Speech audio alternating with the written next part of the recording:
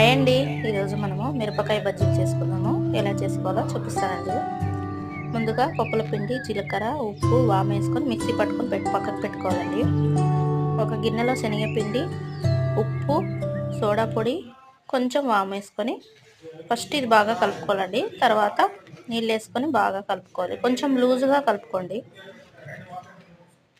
తర్వాత మిరపకాయని చాకుతో కట్ చేసుకొని ఈ మిక్సీ పట్టుకున్నదంతా ఇందులో వేసుకొని